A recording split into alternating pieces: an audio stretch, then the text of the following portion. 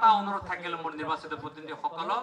যে এই আগন্তুক দিনত মই আশা প্ৰকাশ কৰিম যে প্ৰতিনিধিসকলৰ ওচৰলৈকে যাতে ৰাইজ আহিবলগীয়া নহয়, ৰাইজৰ ওচৰলৈকে যাতে প্ৰতিনিধিসকল যায়, এই আহ্বান মই সকলোকে ৰাখি পুনৰবাৰ নৱনিৰ্বাচিত প্ৰতিনিধিসকলৰ কেৰা চাকা বাৰঙৰ এই পবিত্ৰ মুহূৰ্তত উপস্থিত থকা আমাৰ আটাইৰে আৰু সৰ্বকালৰ সৰ্বশ্ৰেষ্ঠ মুখ্যমন্ত্ৰী ডক্টৰ হিমন্ত বিশ্ব শৰ্মা ডাঙৰীয়া, তেওঁৰ সৈতে অহা অসম চৰকাৰৰ বিভাগীয় মন্ত্ৰী tribal affairs doctor Anuj Pegu ডাঙৰীয়া, আন এগৰাকী অসম চৰকাৰৰ কেবিনেট মন্ত্ৰী জয়ন্ত মল্ল বৰুৱা ডাঙৰীয়া, ভাৰতীয় জনতা পাৰ্টিৰ অসম প্ৰদেশৰ সভাপতি দিলীপ শইকীয়া ডাঙৰীয়া, আমাৰ স্থানীয় সাংসদ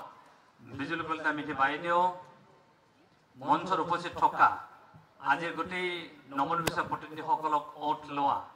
গোৱালপাৰা জিলাৰ আয়ুক্ত মহোদয় প্ৰমুখ্যে, গোৱালপাৰা জিলা ভাজপাৰ সভাপতি, ৰাভা ছাত্ৰ সন্থাৰ সভাপতি ডাঙৰীয়া, SSCৰ সভাপতি ডাঙৰীয়া, মহিলা পৰিষদৰ সভানেত্ৰী ডাঙৰীয়ানী প্ৰমুখ্যে, দলৰ জ্যেষ্ঠ কৰ্মকৰ্তাসকল, বিষয়ববীসকল আৰু আজি বিভিন্ন অঞ্চলৰ পৰা উপস্থিত থাকিব পৰা শ্ৰদ্ধা ৰাইজ, আই মাতৃসকল আৰু নিৰ্বাচিত প্ৰতিনিধিসকল, মোৰ বিশেষ ক'বলগীয়া নাই যে 3টা টাৰ্মৰ কাৰণে একে লেঠাৰে গোটেই ৰাভা হাছং সমাজ কাউন্সিলৰ প্ৰায় 6.5 লাখ জনসাধাৰণে পুনৰবাৰ এনডিএৰ নেতৃত্বত যৌথ সংগ্ৰাম মন্ত্ৰী ভাৰতীয় জনতা পাৰ্টি আৰু এজিপিৰ নেতৃত্বত পুনৰবাৰ ৰাইজক সেৱা কৰিবৰ কাৰণে যে সুযোগ দিলে, তাৰ কাৰণে সৰুতি ৰাইজলৈকে মই বহুত শুভেচ্ছা আৰু কৃতজ্ঞতা জ্ঞাপন কৰিছোঁ।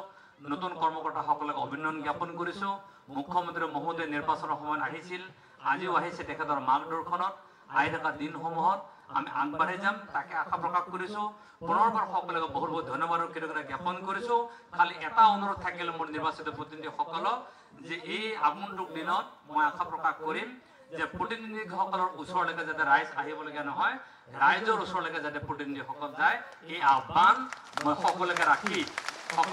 পুনৰবাৰ সকলোকে বহুত ধন্যবাদ আৰু কৃতজ্ঞতা জ্ঞাপন কৰি মোৰ ক'বলগীয়াখিনি মই ইমানে সামৰি মাৰিছোঁ। ধন্যবাদ। নেমৰেচাম গজেংথুং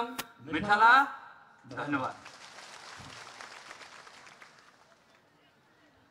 ধন্যবাদ CM ছাৰ মহোদয়।